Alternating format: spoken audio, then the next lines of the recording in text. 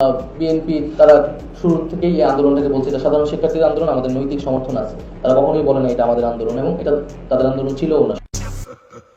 Wake up to reality. কোনো সাধারণ শিক্ষার্থী নাই এখানে, সমস্ত সরকার বিরোধী লোকজন এখানে এসেছে রাস্তায়। এরা বিএনপি জামাতের লোকজন। আমি আশা করব সাধারণ ছাত্রছাত্রীদের অনুরোধ জানাবো যে এই আন্দোলনটি এখন তোমাদের হাতে নাই, এটি বিএনপি জামাত ছিনতাই করে নিয়েছে। তাদের ক্যাডাররা সন্ত্রাসীরা কালকে সারা দেশে নেমেছে।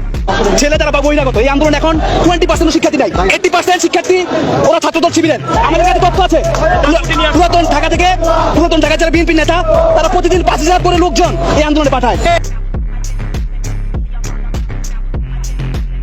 রাজপথ ছাড়া যাবে না, আন্দোলনরত ছাত্রদের সাথে মাঠে থাকতে হবে, রাজপথে থাকতে হবে, এটাই হচ্ছে ইনস্ট্রাকশন। যে কোনো মূল্যে রাজপথে থাকতে হবে, আন্দোলনরত ছাত্রছাত্রীদের সাথে রাজপথে থাকতে হবে। বিএনপির প্রত্যেকটা নেতা করবে, ছাত্রদল যুবদল সে প্রত্যেকটা নেতা করবে।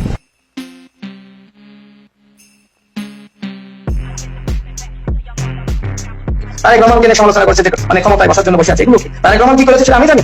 তারেক রহমান এই আন্দোলনের সমন্বয় কিভাবে করেছে, কিভাবে বিএনপি বলেন, ছাত্রদল বলেন, যুবদল বলেন, সমস্ত সব থেকে রাজপথে নামিয়ে দিয়েছে সেটা আমাদের, সেটা সমন্বয় করা জানে। হয়তো দেশের জনগণ অনেকে জানে না, এই জন্য কেউ বিএনপি সমালোচনা করছে না। বিএনপি এই আন্দোলনকে তার লড়াইয়ের সর্বশেষ হিসেবে মনে করেছে। এই আন্দোলনের যদি ব্যাপকভাবে আন্দোলন সফল হওয়ার পিছনে কারো যদি একক ভূমিকা থাকে, শক্তি থাকে, সেটা জাতীয়তাবাদী দলের তারেক রহমানের ব্যাপক একটা ভূমিকা আছে। ব্যক্তি যদি অবদান রাখে, যে কোন ব্যক্তির নাম সবচেয়ে বেশি অবদানের তালিকা রাখা উচিত তার নাম রাখতে হবে, কারণ তিনি তার সমস্ত ফোর্সকে ঐক্যবদ্ধ করে এমন একটা শক্তিতে রূপান্তরিত করেছেন গ্রাম গঞ্জ সব জায়গায়। এটা হলো অভাবনীয়। এটা না হলে হাসিনার পতন হতোই না, সবাই কচু কাটা হয়ে যেত। জায়গায় ঢাকা বিশ্ববিদ্যালয়ের বিজয় 71 হল, সূর্য সেন হল, ওই জায়গায় ছাত্রলীগকে প্রতিরোধ করতেছিল, ওই প্রতিরোধ ভাঙতে হলো ছাত্রদল। এগুলো কি সাধারণ ছাত্ররা ভাঙতে পারতো বলেন? মারামারির একটা অভ্যাস আছে। রাজনৈতিক শক্তি যেভাবে মানে ডিফেন্ড করে, সাধারণ ছাত্ররা এটা সম্ভব না। মেজর ডিফেন্ড রাজনৈতিক শক্তিরা করেছে।